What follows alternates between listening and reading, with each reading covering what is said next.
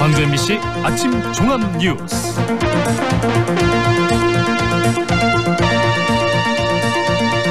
(4월 4일) 목요일 아침 종합 뉴스입니다. 광주시가 어등산 관광단지 조성 사업의 수익성을 보완해 사업 설명회를 열었습니다. 이번에 사업자를 찾을 수 있을지 주목됩니다. 한정공대 설립과 운영을 위해서 전라남도와 나주시가 2천억 원이 넘는 재정을 지원할 계획입니다. 광주가 고향인 박양호 전 광주 비엔날레 대표가 신임 문화부 장관에 임명되고 아시아 문화전당 정상화에 대한 기대가 커지고 있습니다. 이상 오늘의 주요 뉴스입니다.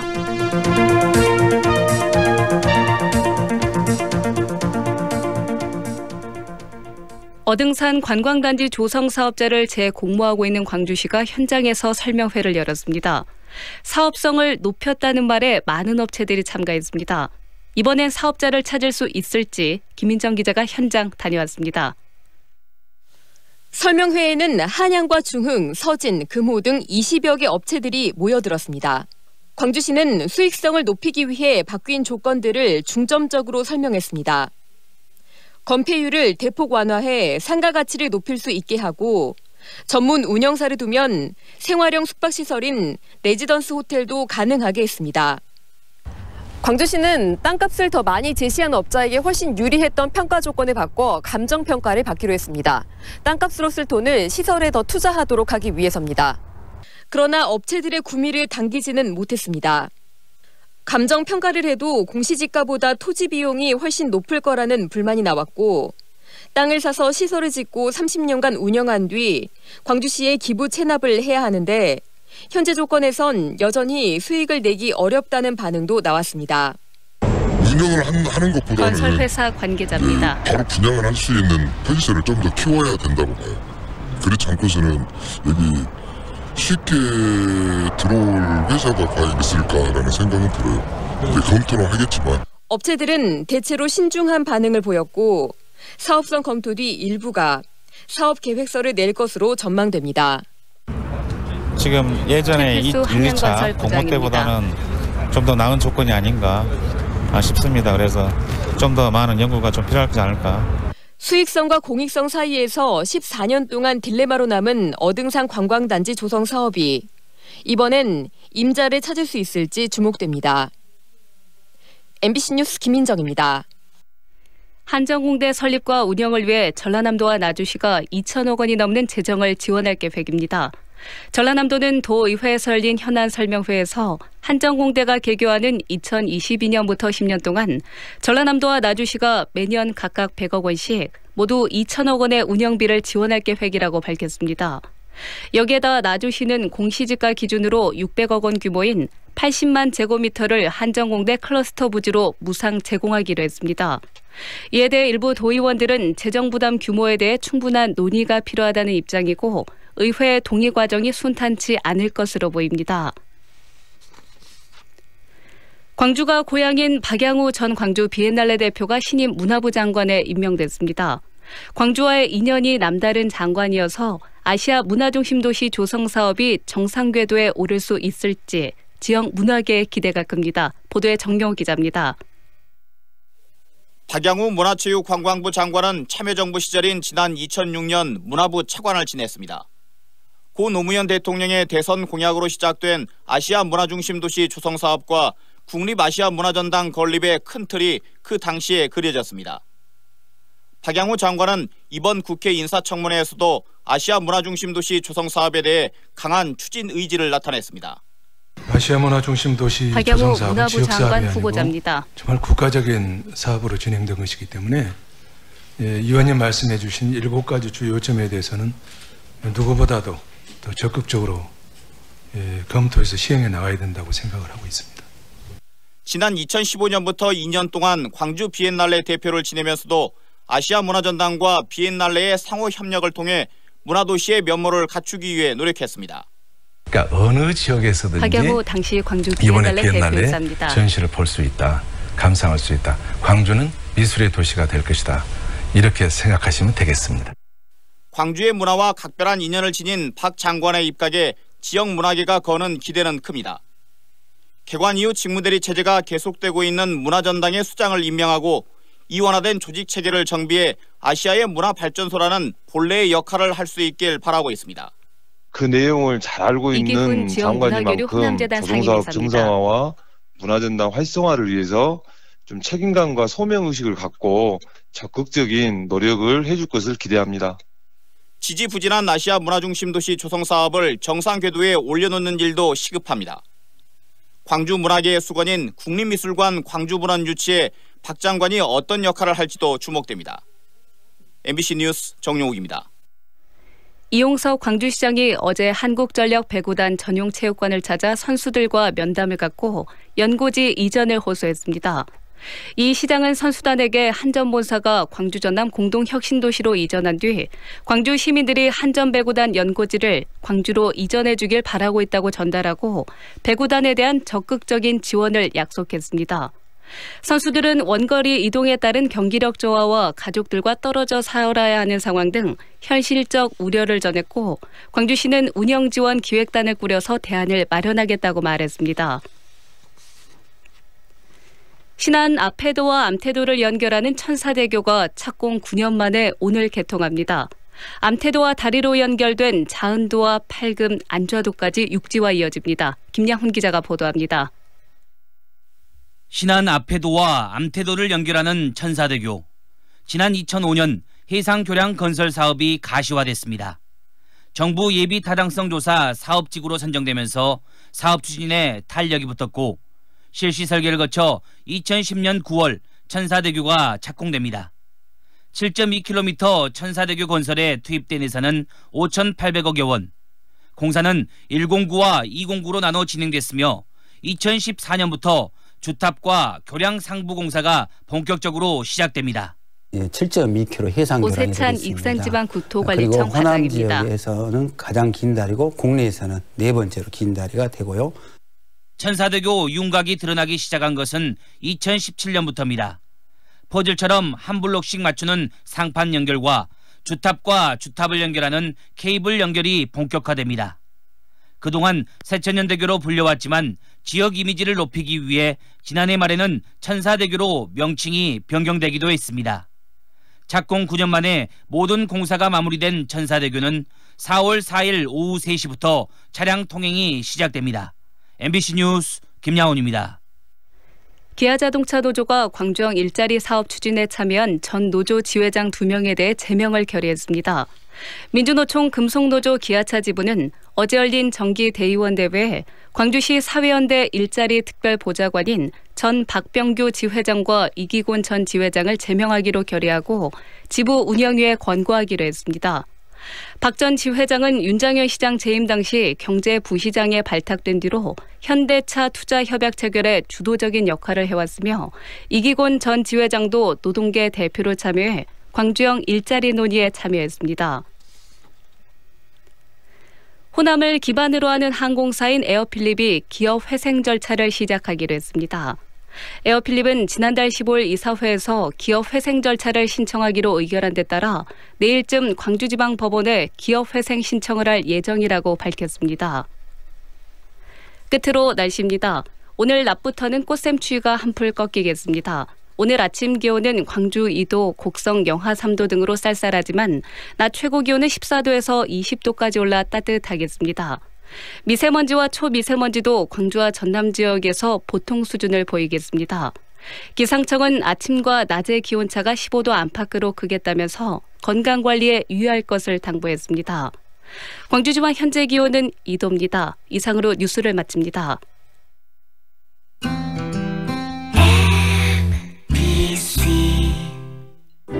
연기자 정동환입니다. 가끔 그 사람이 떠오를 때면 저도 모르게 하늘을 올려다봅니다. 누구나 그렇죠. 그리운 사람이 보고플 때면 을에 하늘을 올려다보게 되는 것. 사람이 곧 하늘이기 때문이죠. 사람을 하늘같이 섬깁니다. 스카이 장례식장. 모두가 꿈꾸던 수완의 완성. 명품 아파트 모아 엘가. 오등산 영산강 특급 조망. 지하철 2호선 예정. 신가 재개발 미래가치까지 누리는 더 큰 수완의 완성. 모아 엘가 더 수완. 4월 오픈 예정. 514-1300 해림건설. 지금 시각은 8시 10분입니다.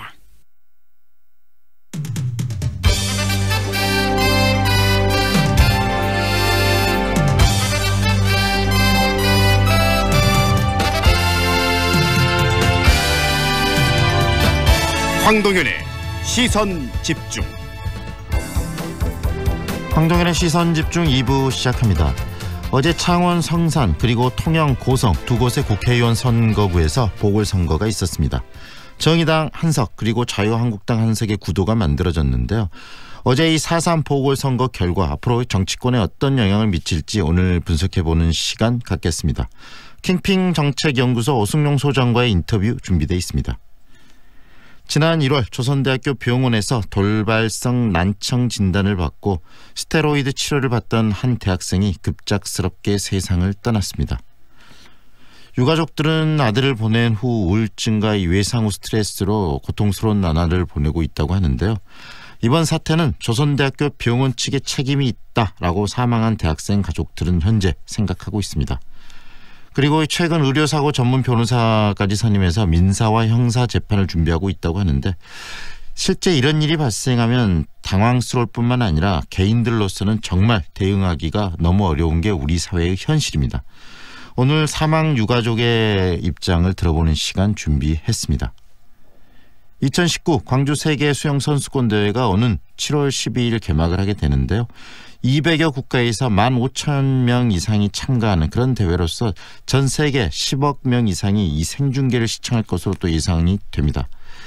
광주가 준비할 시간이 100일이 이제 채 남질 않았는데 성공적인 대회 운영을 위해서 준비 상황, 우리가 꼭 해야 될 부분들이 어떤 게 있는지 좀 짚어보는 시간도 준비를 했습니다. 최동호 스포츠 평론가 연결하겠습니다. 황동현의 시선집중 계속됩니다. 축제, 파티가 있는 그곳엔 출장 뷔페 쿠바 하우스. 기업식 행사장, 맛있는 음식이 필요한 그곳에도 출장 뷔페 쿠바 하우스. 출장 뷔페 필요한 곳 전국 어디나 찾아가는 출장 뷔페 쿠바 하우스. 062-351-7711. 시작부터 다르다. 입지부터 다르다. 화순 광주 더블 생활권, 화순 한국아델리움 더수. 8년 전세형 명품 임대 아파트에 단지 가까이 화순초, 세대별 창고 무상 제공까지 살아보고 결정하세요. 4월 오픈 예정. 1811-8182 한국건설. 좁은 국토를 효율적으로 활용하여 에너지 영토를 넓혀가는 기업이 있습니다. 탑솔라. 생명의 가치를 높이고 미래의 변화를 준비합니다. 하늘의 태양을 땅의 태양으로. 탑솔라. 피곤해. 오늘 술 약속 있어요? 이거 농부가 짠 엉겅 퀴즈 꼭 챙겨가세요. 농부가 짠 엉겅 퀴즈? 술 마시기 전에 미리미리 아셨죠? 역시 당신뿐이야. 음주 전후에 장수식품 농부가 짠 엉겅 퀴즈. 과립과 차도 있어요. 검색창에 장수식품. 2년은 금방. 이사 걱정 없이 내 집 마련을 원한다면, 호수공원과 테라스 거리, 생활을 생각한다면, 16개 공공기관 이전 예정까지 미래 가치를 기대한다면 사랑으로 선택하세요. 광주 전남 혁신도시 사랑으로 부영. 061-337-8245 부영주택. 같은 웅천, 다른 세상. 웅천의 절대적 위에서 만나는 최고급 테라스 하우스, 골드클래스 테라스 힐. 이제 웅천을 내려다보며 사십시오. 행복 위에 지은 집, 여수웅천 골드클래스 테라스 힐. 4월 오픈. 061-802-1600 골드디오. 안녕하세요. 골프존 마켓입니다. 혹시 골프 치시나요? 와, 잘됐다. 1년에 딱 2번뿐인 골프존 마켓 8인원 세일이 시작됐거든요. 깜짝 놀랄 가격은 매장에서 직접 확인하세요. 3월 20일부터 4월 14일까지 골프존 마켓 광주 상무점에서 만나요.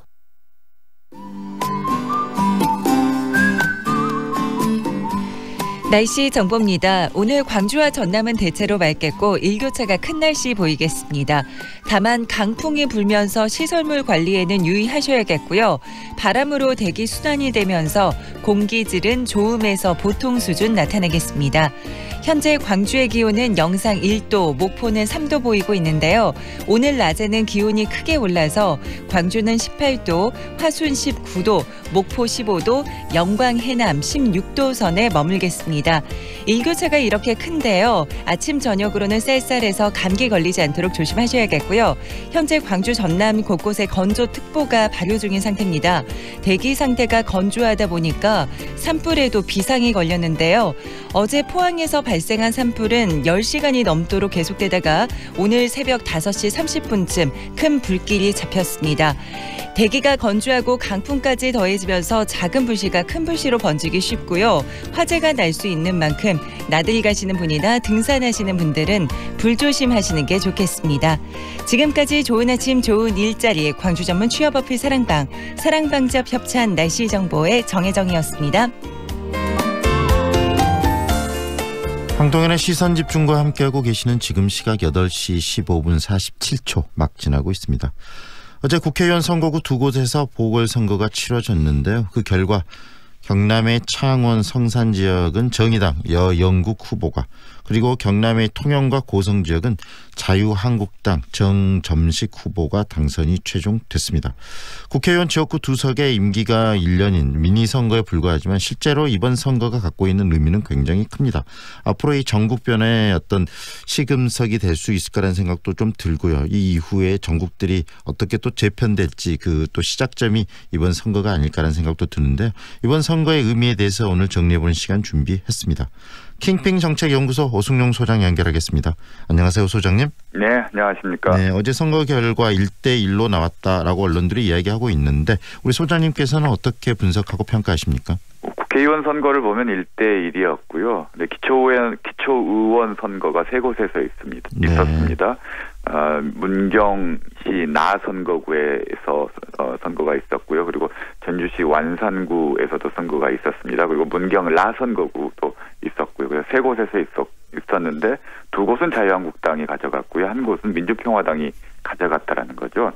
그래서 어제 스코어를 종합적으로 고려해보면 정의당 1, 자유한국당 3, 그리고 민주평화당 1, 그리고 더불어민주당과 바른미래당 0 이렇게 해석할 수 있을 것 같은데요. 네. 한마디로 요약한다면 자유한국당이 부활당했다라고 표현할 수 있을 것 같습니다.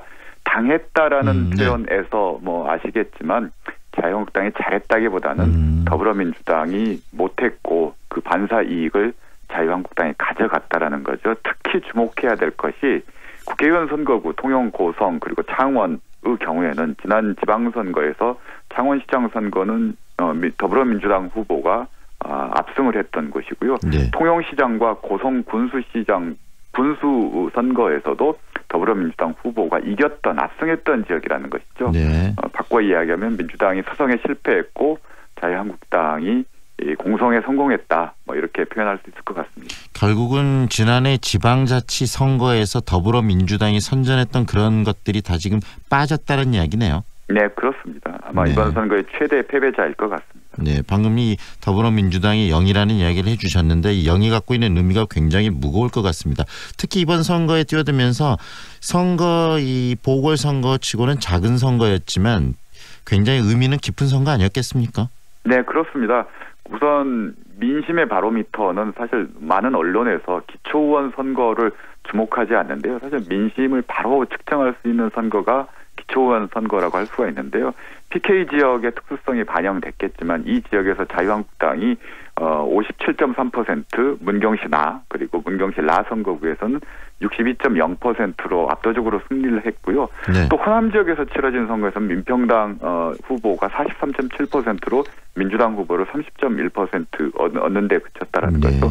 이런 흐름들, 호남 지역에서는 민평당의 지지세가 회복될 기미가 보이고 있다라는 거고, PK 지역, 영남 지역에서는 자유한국당의 어떤 지지세가 회복되는 추세들이 더 뚜렷하게 보이고 있다라는 겁니다. 이런 점들이 아마 이번 선거에서 주목해서 봐야 될 지점들인 것 같습니다. 소장님께서 이 자유한국당이 부활당했다 이렇게 당했다라는 표현을 쓰면서 더불어민주당이 지금 못했기 때문에 반사이익을 얻었다는 이야기를 하셨는데 결국 현재 민심은 더불어민주당이 제대로 제기를 못 가고 있다. 그것이 이 선거 이 표심으로 반영됐다 이렇게 볼 수 있을까요? 네, 아마 직접적인 원인을 거론하라면 김의겸 청와대 대변인의 부동산 투기 의혹이 결정타가 됐던 것 같고요. 그리고 국무위원 후보자 인사청문회 과정에서 2명이 자진 사퇴와 지명 철회의 형식을 통해서 물러난 부분들 이런 것들이 결국은 이전 정권과 비교해서 현 정권에서 달라지고 있는 부분들이 없다라는 그런 민심의 이반을 가져온 결정적인 계기였던 것 같고요. 또 하나 주목해야 될 부분 중에 하나는 창원 지역의 경우 정의당과 후보 단일화를 통해서 어렵게 단일 후보가 이기긴 했습니다만 그 지역은 원전 관련 하청업체들이 굉장히 밀집해 있는 지역이라는 겁니다. 그래서 더불어민주당 그리고 문재인 정부에서 추진하고 있는 탈원전 정책에 대한 어떤 반감 내지는 불만 이런 것들이 이번 지방선거를 통해서 표출됐던 거고요.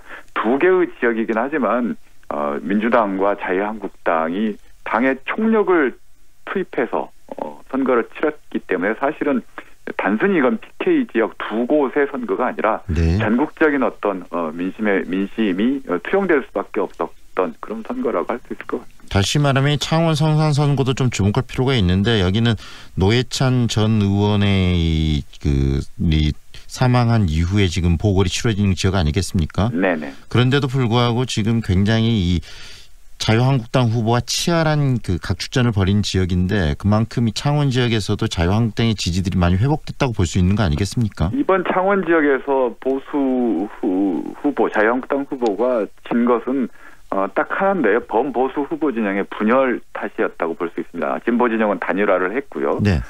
표 차이가 504표 차이였습니다. 그야말로 아슬아슬한 차이였는데요.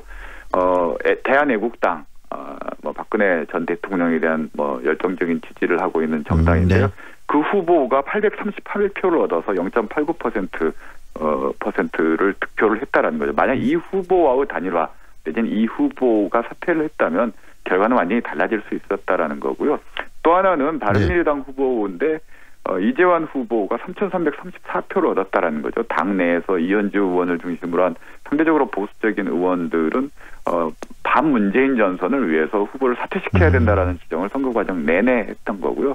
반면에 이제 자강론에 입각한 진영에서는 어떻게 해서든지 두 자릿수 득표를 위해서 끝까지 완주를 해야 된다라는 그런 주장들이 겹쳤는데 결과적으로 창원 지역에서 이런 결과가 나타났기 때문에 바른미래당 내부적으로 본다면 당 내에서 이런 갈등들 선거 결과를 놓고 책임론 이런 부분들은 더 불거질 것 같습니다. 소장님 지금 내년 선거 굉장히 이제 총선이 있고 그 총선을 미리 체크해보기 위해서 더 이번 보궐선거가 의미가 있는데 더불어민주당 입장으로 내년 총선에서 이 영남벨트에 대해서 상당히 많은 선전을 하고 거기에서 지금 이 국회의원들이나 이런 부분들 당선을 좀 내기 위해서 고심하고 있을 텐데 이번 선거가 보여주는 부분들을 봤을 때는 상당히 그런 게 어렵다라는 것을 보여주는 거 아니겠습니까? 네, 그렇습니다. 지난 지방선거와 다르다라는 게 일단 첫 번째고요. 조금 전에 제가 말씀드렸듯이 지난 지방선거에서는 PK 지역에서도 민주당이 단체장을 상당 부분 승리를 거두었는데요. 이번 보궐선거, 기초의원 선거에서도 보여지듯이 이제 그 흐름들이 꺾였다라는 겁니다. 선거는 흐름이 중요한 건데 그 흐름이 꺾였다. 특히 영남 지역에서 꺾였다라는 것, 확장세가 꺾였다라는 게 중요할 것 같고요. 제가 더 중요하게 보는 건 호남 지역인데요.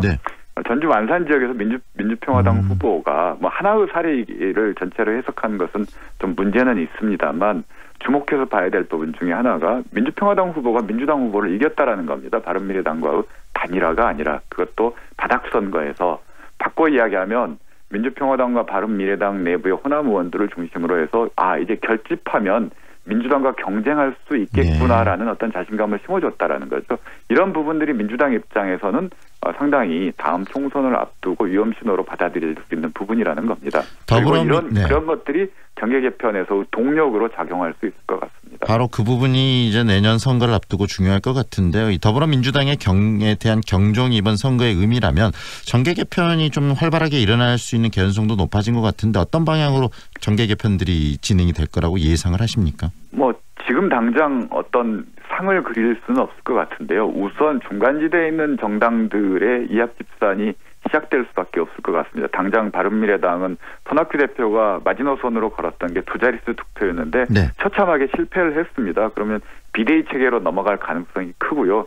비대위 체제에서는 결국 당의 진로를 놓고 논란이 일어날 수밖에 없을 거고 그렇게 되면 아마 보수 쪽으로 가는 의원과 다시 민주평화당과의 어떤 결합을 모색하는 의원들 간의 어떤 분화가 일어날 수밖에 없고 자연스럽게 중간지대에서 그런 흐름들이 이루어진다면 다음 총선을 앞두고 자유한국당과 민주당의 어떤 그 흡입력 이런 것들도 논의될 수밖에 없고 과거에 있었던 보수 통합, 진보 통합 논의로 갈 수 있다라는 거죠. 그 출발 신호가 울렸다. 어제 선거 결과를 통해서 이렇게 평가할 수 있을 것 같습니다. 그리고 이 패스트트랙 이야기와 함께 선거법 개정 논란도 굉장히 막 여러 정치권에서 시끄러웠는데 이 부분도 좀 주춤하지 않을까 싶네요. 저는 정의당과 민주평화당이 교섭단체로 회복한다고 해서 네. 이 두 사안에 결정적인 어떤 영향을 미칠 거라고 보지는 않고요.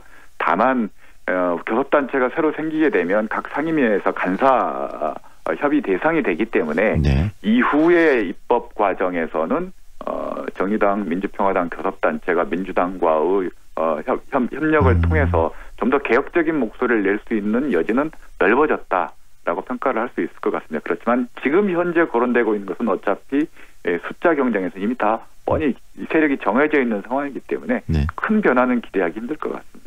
더불어민주당도 여기에 대해서 이 결과에 대해서 굉장히 좀 심각하게 이해하고 뭔가 변화를 모색할 것 같은데 더불어민주당이 어떤 변화를 모색할 거라고 예상을 하십니까? 저는 이걸 굉장히 심각하게 받아들여야 된다라고 생각을 하고요. 이건 단순히 영남 지역 2개 지역이 아니라 전국의 민심, 문재인 정부와 더불어민주당에 대한 민심의 흐름이 어떻게 가고 있는가 표출되었다라는 거고 그 민심의 흐름을 결정적으로 악화시켰던 것이 저는 인사 참사라고 불려진 최근의 국무위원 후보자의 네. 문제라고 보는데요. 결국 이걸 돌파하기 위해서는 과거 김대중 대통령 시절의 해법들, 즉 더불어민주당 더불어민주당 소속이 아니더라도 네. 널리 인재를 구해서 현재의 위기를 돌파할 수 있는 솔루션을 제출할 수 있는 그런 인사들을 중심으로 해서 영역을 확장시켜 나가는 것. 자꾸 순혈주의로 좁아지는 게 아니라 네. 영역을 팽창해가면서 가는 노력들이 필요하다고 봅니다. 지난 지방선거에서 이 대승을 거두고 더불어민주당이 굉장히 좀 순혈주의, 끼리끼리 문화가 좀 더 팽배해졌던데 이번 상황을 통해서 그 부분에 대한 반성을 좀 뼈저리게 해야 되겠네요. 네네, 그렇게 생각하고 있습니다. 네, 오늘 말씀은 여기까지 듣겠습니다. 고맙습니다. 네, 감사합니다. 지금까지 캠페인 정책연구소 오승용 소장과 함께했습니다.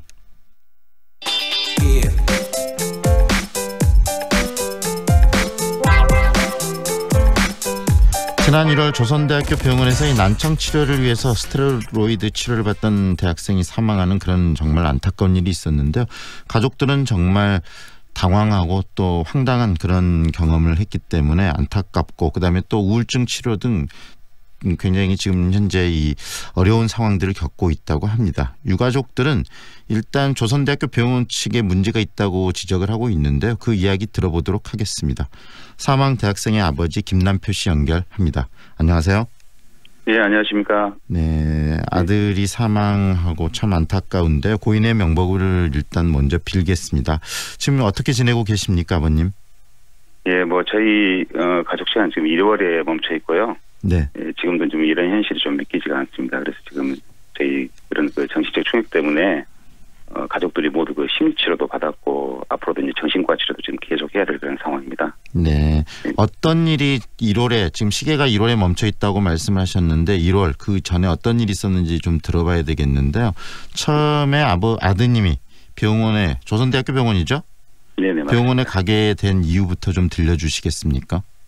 이제 아들이 대학교 졸업을 앞두고 있어서 이제 대부분의 이제 그 시기 학생들이 그러듯이 졸업하고 취업 준비를 이렇게 했습니다. 네. 독서실 다니면서 공부를 했는데 그 조대병원에 가기 전에 한 2, 3일 전부터 오른쪽 귀에서 저음이 잘 안 들린다고 해서 네. 예, 동네에 있는 병원에 가서 이제 진료를 받았는데 예, 거기서 처방약을 복용해도 이제 증상이 안 좋아졌어요. 네. 그래서 조선대학교 병원을 찾아가게 된 것입니다. 네. 조선대병원을 찾아가게 된 특별한 이유라면 종합병원이기 때문에 가신 건가요?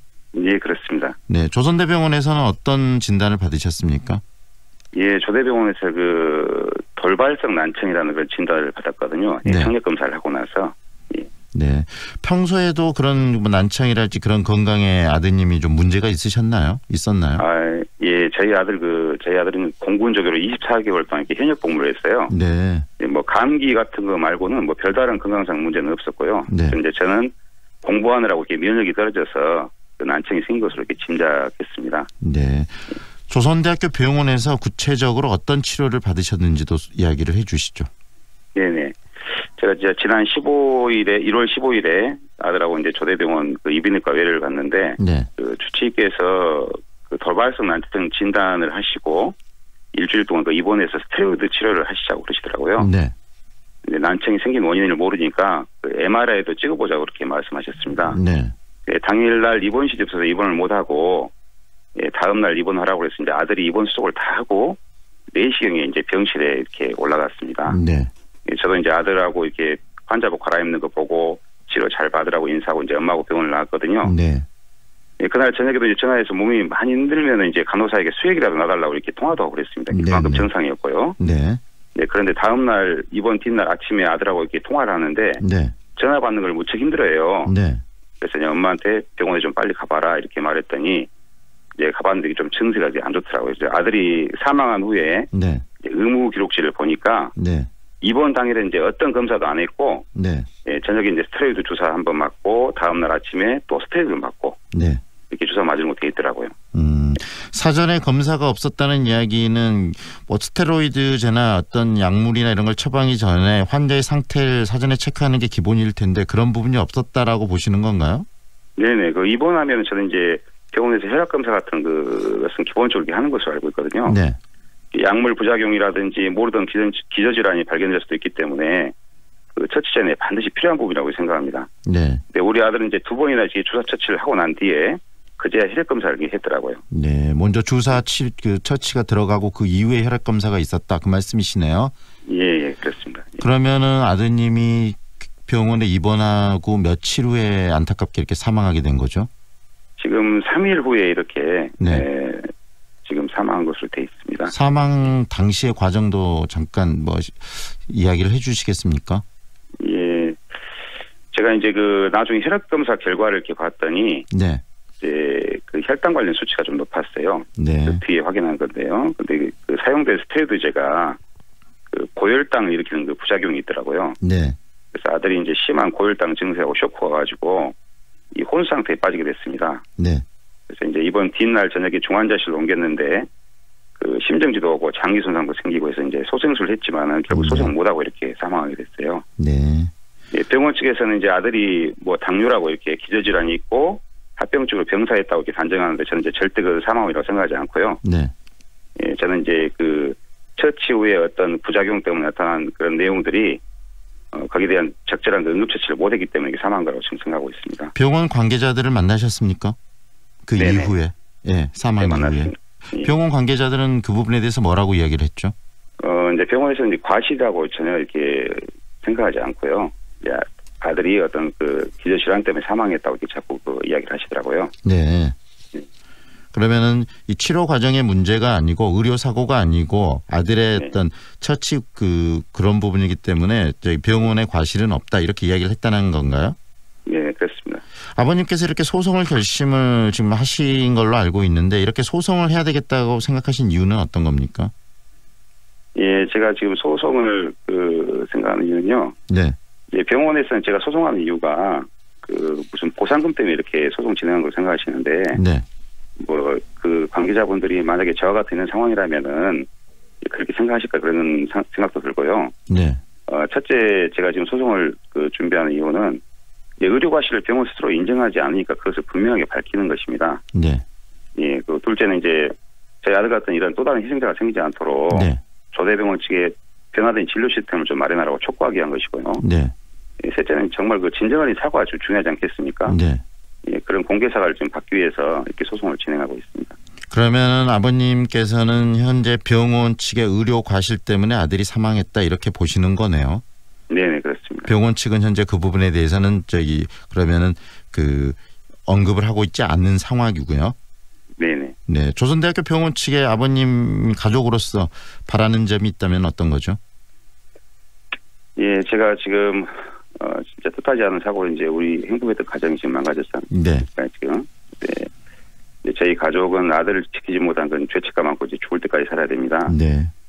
예, 저희 가족은 이제 처음에 병원 관계자들 면담할 때부터 좀 진정한 사과하고 저희 아들과 같은 다른 피해자가 생기지 않도록 재발 방지 대책을 좀 마련해달라는 요구를 계속했습니다. 네.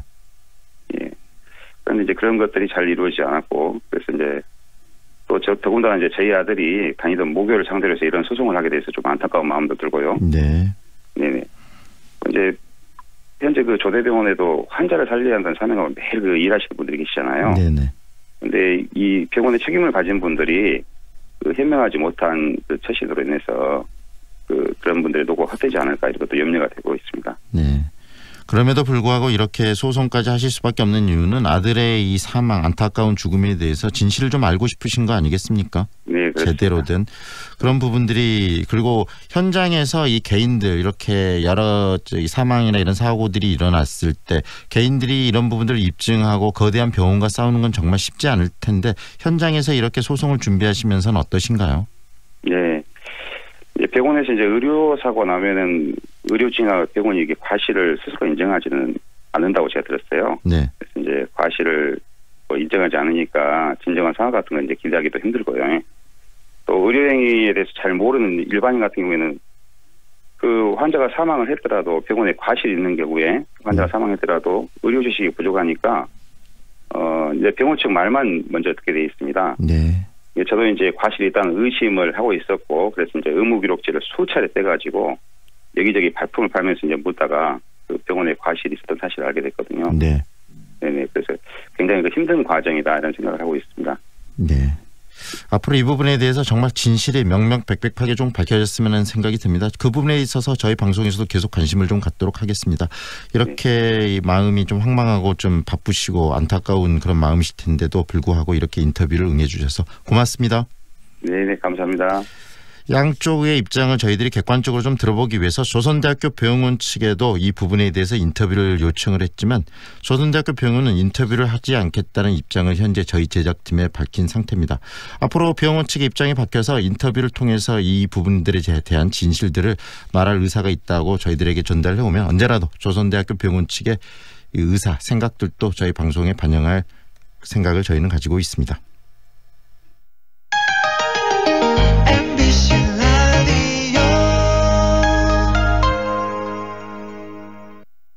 뭐해? 괜찮은 직업학교 찾고 있어.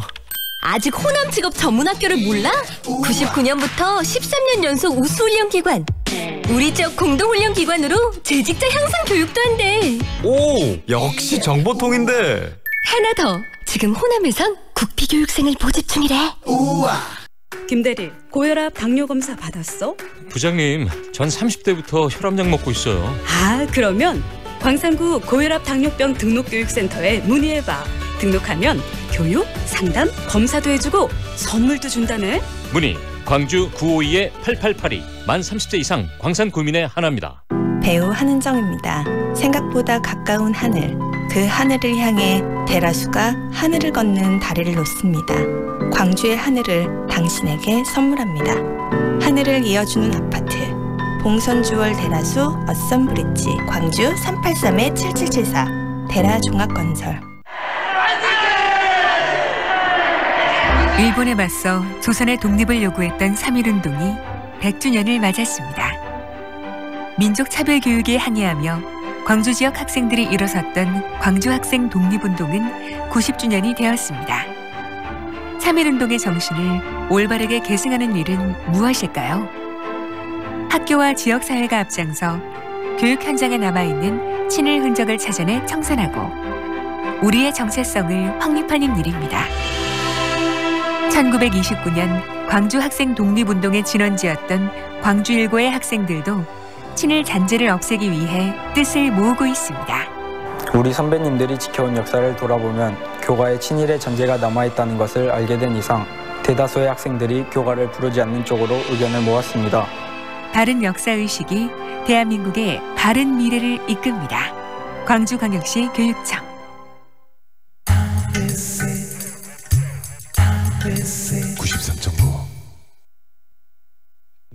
Feelings between the sheets. Why am I caressing my mama's fat knees? 세상을 보는 지역의 눈. 여러분은 지금 황동현의 시선 집중과 함께하고 있습니다.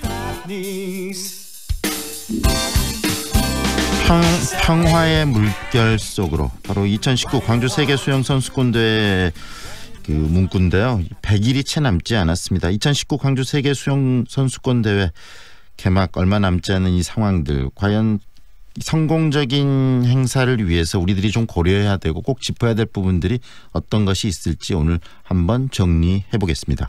최동호 스포츠평론가 연결합니다. 안녕하세요.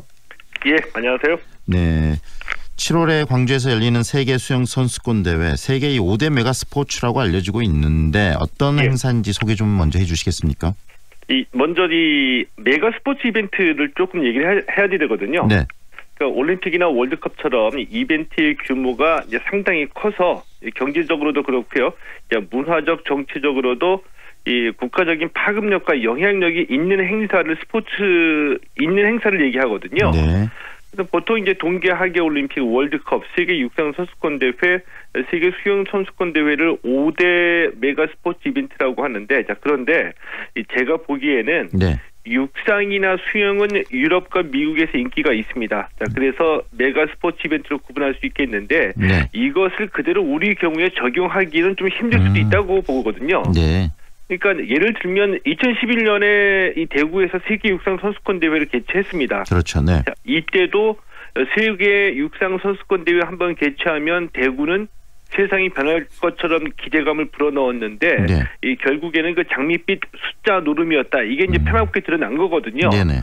때문에 지나친 기대감을 가질 필요는 없다라고 보고요. 근데 이제 중요한 것은 이 세계 수영 선수권 대회가 규모 면에서 올림픽과 비슷한 대회는 틀림이 없기 때문에 네.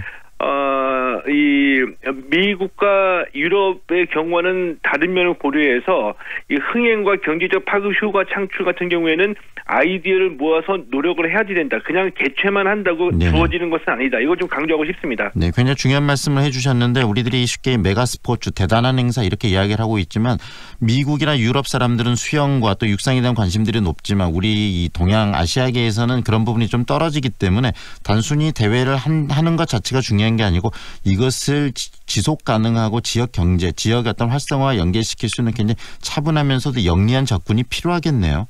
예, 맞습니다. 예, 맞습니다. 네, 그 말씀을 좀 강조를 하고 싶습니다. 네, 그래서 더 우리가 오늘 이 수영대회를 제대로 치르는 방법에 대해서 우리 최동호 평론가와 이야기를 좀 나눴으면 좋겠는데요. 그럼 참가 규모는 어느 정도 될 걸로 예상이 되십니까? 이 세계 수영 선수권 대회는 2년마다 한 번씩 개최가 되고요. 이제 규모는 상당합니다. 이 현재로서는 200여 개국에서 이제 15,000여 명의 선수단이 참가할 것으로 예상이 되거든요. 네. 이 종목은 경영 다이빙, 아티스틱 수영, 수구, 하이다이빙, 오픈워터 수영 6개 종목이고요. 76개 세부 종목 경기가 열리게 됩니다. 그리고 이 15,000명 중에는 이 우리가 일반적으로 생각하는 그 엘리트 선수, 전문 선수들이 7,000여 명이 있고요. 이 세계 수영 선수권 대회가 끝나고 난 뒤에 8월에 열리게 되는 마스터스 대회에 8,000명의 이 선수들을 합친 숫자거든요. 네. 이 마스터스 대회는 수영 동호인들, 그러니까 수영을 취미로 하시는 분들이 참가하는 대회고요. 이 경기는 남부대학교 이 국제수영장하고 여수 엑스포 공원을 포함해서 모두 5곳에서 이제 대회가 열리게 됩니다. 네. 지금 이 대회가 사람들의 관심을 받게 하기 위해서는 대회에 참여하는 선수들의 면면도 굉장히 중요할 것 같아요. 이번 대회를 좀 재밌게 볼 수 있는 관전 포인트라면 어떤 게 있을까요?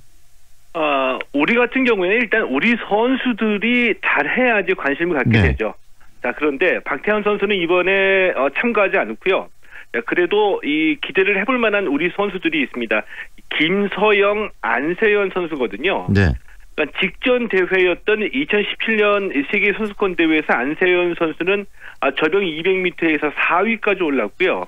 이 김서영 선수는 개인 혼영 200m에서 6위를 기록한 바 있습니다. 자, 그리고 이제 수영에 조금 관심 갖고 계신 분들은 이 마이클 펠프스라는 선수를 기억하거든요. 네네네. 이 마이클 펠프스의 뒤를 이어서 이 수영 황제라고 일컬을 만한 선수가 있는데 이게 누구냐면 바로 직전 대회였던 2017년 세계 선수권 대회에서 7관왕에 올랐던 이 카일렙 드레세 선수입니다. 네. 이 선수가 이번 대회에 참가하게 되는데 과연 2017년 대회처럼 7관왕의 성적을 거둘지 이 관심을 모으고 있고요. 네. 또 하나는 오픈 워터 수영이 있는데 이거 수영장이 아니라 강이나 바다에서 열리는 야외 경기거든요. 네네. 그러니까 좀처럼 보기 힘든 종목이니까 볼거리가 될 수도 있겠고요. 하이다이빙 같은 경우에는 남자는 27m, 여자는 20m 높이에서 다이빙하는 종목입니다. 네. 경기장에서 실제로 보면 까마득한 느낌이 드는데 뭐 이런 경기는 평소에 보기 힘든 볼거리이기 때문에 관심 갖고 지켜볼 만하다 이렇게 좀 말씀드리고 싶습니다. 특히 하이다이빙 같은 경우는 직접 현장에서 보면은 더 훨씬 더 박진감이 넘치겠네요. 네, 박진감이라고 해도 되고요. 긴장감도 좀 클 겁니다. 아슬아슬하게 느껴지기도 할 겁니다. 네, 이제 개막이 채 100일이 남지 않았는데 결국은 광주에서 열리는 세계 수영 선수권 대회 좀 성공적인 대회를 만들어야 되겠다는 게 지역민들의 염원인데 성공적인 대회를 만들기 위해서 우리들이 꼭 좀 고려하고 생각해야 될 부분들도 좀 짚어주시죠. 보통 이 스포츠 이벤트를 얘기를 할 때 성공 개최라고 하면 세 가지 요건을 얘기하거든요. 네. 흥행과 기록, 그리고 대회 운영 이 세 가지입니다. 이 흥행은 이 관중과 미디어 노출로 대표되고요. 이 기록은 좋은 환경과 시설을 의미하는데 환경이 좋아야지 선수들이 좋은 기록을 많이 내겠죠. 네네. 마지막으로 이 대회 운영은 개막부터 폐막까지 이 사건 사고 없이 예정대로 대회가 진행이 되면서 이 교통이나 숙박에서 불편함이 있었냐 없었냐 이것까지 좀 의미하거든요. 네. 근데 대회 개막을 100여일 정도 남겨놓고 있는 상황에서 새로운 무언가를 시도하는 것보다는 이미 계획된 바를 차질 없이 준비하고 점검하는 것이 가장 중요하다라고 보고요. 네. 한 가지 이제 말씀드리고 싶은 게 이 광주시 입장에서 보게 되면은 물론 이 세계 수영 선수권 대회가 성공 대회였다는 평가를 받아내는 것도 중요하고요. 근데 네. 이게 전부 다가 아니라고 봅니다. 이제 광주시 입장에서 봤을 때 중요한 것은 광주시는 세계 수영 선수권 대회를 통해서 무엇을 얻어낼 것인가 이것을 준비하는 것이 더 중요할 수 있다라고도 보거든요. 네. 자, 이것은 사실 지금까지 우리가 개최했던 여러 스포츠 이벤트에서는 방관됐던 그런 부분이기도 한데 네. 우리는 지금까지 개최했던 모든 스포츠 이벤트에서 외형과 형식에는 강했는데 이 내실하고 유산 남기기에는 좀 부족한 점이 있었거든요. 네네. 자, 이런 것을 좀 타산지석으로 삼아서 이 광주 세계 수영 선수권 대회는 광주는 과연 무엇을 얻을 것인가 이거를 좀 충분히 고민하고 준비하면 좋겠습니다. 바로 이 무엇을 얻을 것인가가 중요하다는 이야기 하셨는데 근데 실은 안타까운 게 지금 광주에서 이야기되고 있는 게 무엇을 우리는 얻을 것인가에 대한 논의들이 좀 많이 부족해서 안타까운데 우리 평론가께서 생각하시는 광주가 무엇을 얻는 것이 가장 성공적인 대회를 치르는 부분이라고 생각하시는지 좀 이야기를 해 주시겠어요? 대개의 우리가 개최했던 이 스포츠 이벤트하고 비슷하다라고 보거든요. 자, 네. 우선은 이 대회를 개최하기 위해서는 이 인프라를 구축을 해야지 되겠죠. 네. 그러니까 인프라는 이 시설은 계속 남게 되는 겁니다. 때문에 이번 대회를 통해서 이 광주 같은 경우에는 이제 수영은 광주다라는 상징성을 확보할 수 있도록 네. 대회 이후에도 계속 이 시설물 활용에 관한 안을 가지고 있어야 된다라고 보고요. 네. 자, 그리고 단적으로 말씀을 드리면 이번 대회 때문에 광주를 방문했던 해외 사람들 중에서 광주에서의 이 좋은 기억 때문에 2, 3년 내에 다시 한번 찾아올 수 있게 만들면은 그게 성공이라고 봅니다. 그런데 이런 매력적인 요소를 우리가 생각할 때 가장 먼저 떠올리는 것은 최신식 시설이나 좋은 환경을 얘기하는데 네. 해외에서 보는 관점은 이것이 아니라 광주만이 갖고 있는 매력이거든요. 네. 그러니까 광주만의 특색, 광주 특유의 역사와 문화 풍물이 되는 겁니다. 이런 것들에 좀 관점을 갖고 준비하는 것이 도움이 되지 않을까 이런 생각이 들기도 합니다. 네, 오늘 말씀 잘 들었습니다. 고맙습니다. 예, 고맙습니다. 최동호 스포츠 평론가와 함께했습니다.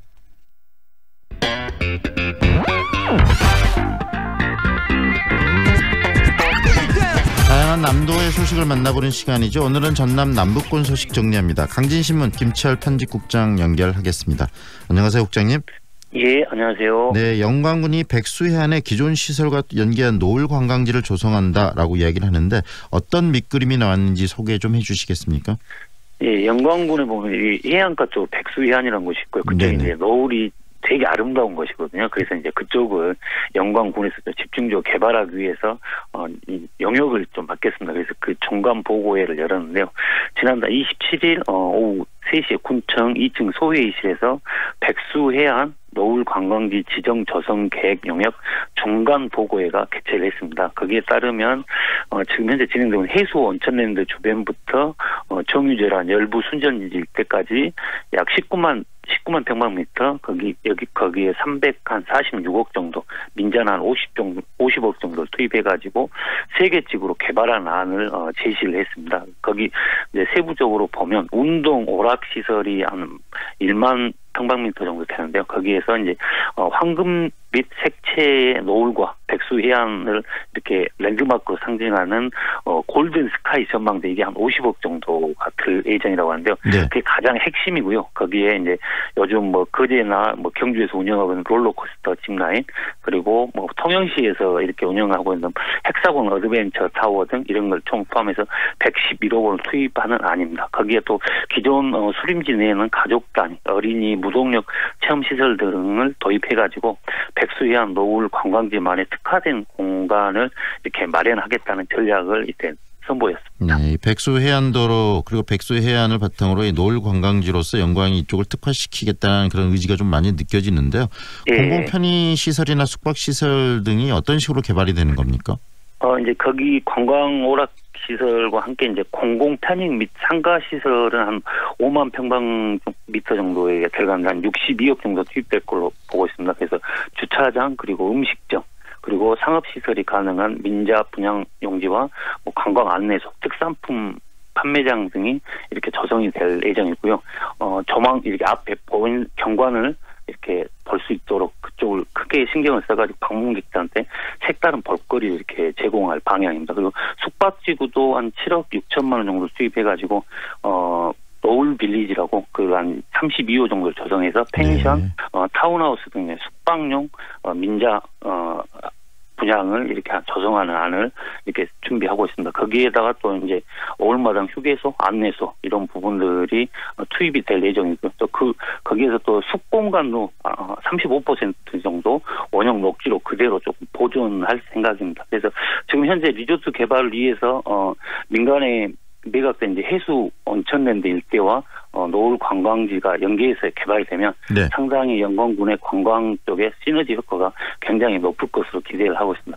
그런데 이제 문제가 이제 다른 지자체에서 보면 분양이나 전망대 이런 쪽 운영 수익만으로 상당히 좀 경제성이 낮거든요. 네네. 그래서 매점이나 임대료, 시설 이익 배분 등 이제 공공 부분하고 민자 부분을 좀 적절히 밸런스를 맞춰가지고 경제적인 부분을 좀 극대화해야 된다. 그래서 군의 수익도 좀 생기고 주민들의 수익도 생겨야 된다. 이런 부분이 좀 얘기가 많이 되고 있습니다. 네. 그리고 보성군에서는 영화 이 사바하에서 독립운동가 이 홍합 나철 선생의 명예가 훼손됐다 이런 식으로 지금 이야기가 나오고 있는데 어떤 이야기죠? 네, 그 부분이 최근 이제 논란이 되고 있는데요. 이게 독립운동의 아버지를 이끌어주는 홍합 나철 선생의 출생지가 이제 보성입니다. 네. 그래서 지난 2일 영화 사바하에서 나철 선생 사진을 극중에 좀 나오는 사이비 교주 그 친구하고 얼굴만 이렇게 바꿔 합성한 것이 이렇게 알려졌어요. 그래서 보성군에서 그 제작사를 상대로 강력하게 대응해 나가겠다고 지금 밝힌 상태입니다. 그래서 보성군 입장 같은 경우는 평생 조국 독립을 위해 희생하고 숱한 독립운동가의 정신적 지주 역할을 했던 나철 선생을 그렇게 사이비 교주로 둔갑시킨 것은 심각한 명예훼손뿐만 아니라 그쪽 고향 선생의 고향인 보성의 이미지를 크게 실추시킨 행위라고 해가지고 각종 사회단체와 연계해서 제작사의 사과와 즉각적인 시정 조치를 요구한다는 계획입니다. 네, 보성군에서 자랑스럽게 생각하는 독립운동가인 홍합 나철 선생 이렇게 영화 속에서 사이비 교주의 얼굴로 바뀐다. 굉장히 좀 지역에서는 분노할 만한데요. 이 홍합 나철 선생이 어떤 분인지 소개 좀 곁들여 주시죠. 예, 그분이 1863년도에 태어나셨는데 보성군 벌교 금곡마을이라는 곳에 태어나셨습니다. 그래서 1904년부터 본격적인 구국운동에 개입 들어갔고요. 5.25 2기 선생님 등과 같이 을사오적 처단 등 구국 활동을 적극적으로 나섰고 흔히 아시 청산리 전투, 봉오동 전투 등 굵직한 독립운동을 이끈 독립운동가의 좀 정신적인 지주 역할을 하셨던 분입니다. 그래서 정부에서는 1962년도에 나철 선생에게 건국군장 국민장을 추서를 했고요. 네. 독립운동의 아버지인 나철 선생의 인연과 나라사랑 정신을 계승하기 위해서 보성군에서는 나철 선생 순명 100주기였던 2016년에 홍합 나철 기념관을 건립 개관해서 지금 현재 운영을 하고 있는 상태입니다. 네, 오늘 말씀은 여기까지 듣겠습니다. 고맙습니다.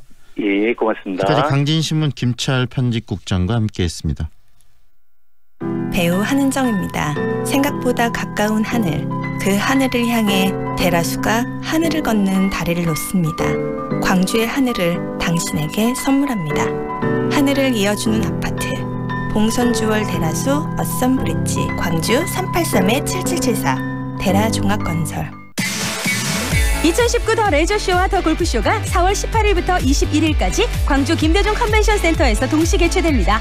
골프, 캠핑, 등산, 튜닝 바이크 등 레저와 골프에 관한 모든 것을 한자리에서 만날 수 있습니다. 다채로운 이벤트와 경품이 마련된 이번 박람회에 많은 관람 바랍니다. 문의 02356-4309. 프리미엄 SUV의 모든 기준 집 그랜드 체로키. 오직 4월 한 달간 최저 5,130만 원의 파격적인 가격으로 프리미엄 SUV를 누릴 절호의 기회. 집 그랜드 체로키. 지금 지프 전시장으로 문의하세요. 안녕하세요. 골프전 마켓입니다. 혹시 골프 치시나요? 우와, 잘됐다. 1년에 딱 2번뿐인 골프전 마켓 할인원 세일이 시작됐거든요. 깜짝 놀랄 가격은 매장에서 직접 확인하세요. 3월 20일부터 4월 14일까지 골프전 마켓 광주 상무점에서 만나요. 좁은 국토를 효율적으로 활용하여 에너지 영토를 넓혀가는 기업이 있습니다. 탑솔라. 생명의 가치를 높이고 미래의 변화를 준비합니다. 하늘의 태양을 땅의 태양으로. 탑솔라. 황동현의 시선 집중에서는 의료사고와 관련한 집중 취재를 현재 계획 중입니다. 의료사고와 관련한 제보를 희망하시는 분들께서는 광주 MBC 시선 집중 홈페이지에 참여하기란에 내용을 남겨주시면 저희들이 연락을 드리고 함께 그런 여러 가지 의견들을 듣도록 하겠습니다. 여러분의 많은 제보 기다리겠습니다. 오늘 순서는 여기까지입니다. 오늘도 함께해 주셔서 고맙습니다.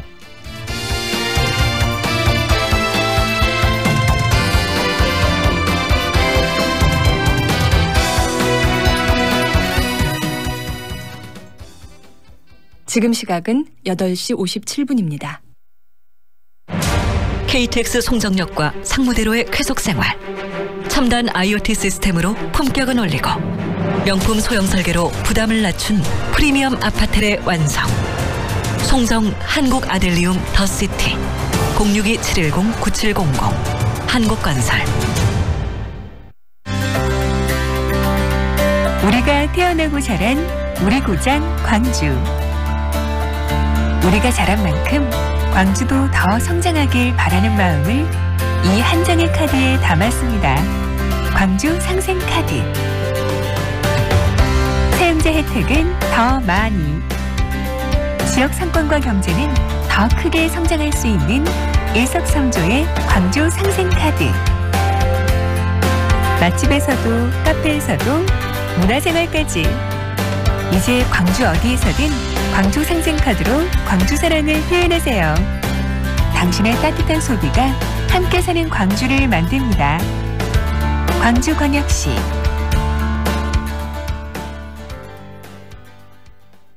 안녕하세요. 대한민국 국가대표 바텐더 최주원이라고 합니다. 바텐더는 사람들과 소통을 하고 그 한 잔을 내어주면서 그 사람의 마음을 쥐락펴락할 수 있는 좀 매력적인 직업입니다. 처음에는 손님으로 갔다가 우연찮게 시작한 직업이고요. 올해 딱 29, 10년 차입니다. 항상 웃고 뭔가 정말 이 직업이 좋아서 하는구나. 네, 현재는 세계 랭킹 이제 7위까지는 경험을 해봤는데 이제는 세계 1위를 목표로 열심히 나아가보는 중입니다. 6시간에서 7시간 정도씩 연습을 하고 있습니다. 높은 목표를 잡고 직접 실행에 옮길 것. 실행에 옮기는 사람이 결국 성공을 한다고 생각을 하고 있습니다.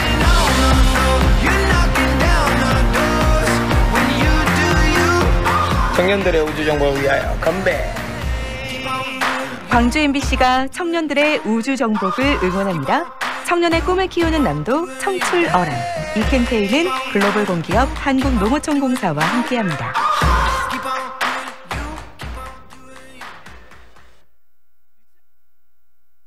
BM 819kHz, 표준 FM 93.9MHz, 광주 MBC 라디오입니다. HLCN. 친구처럼 다정한 연인처럼 MBC 문화방송. 여러분의 다정한 친구 광주문화방송이 9시를 알려드립니다.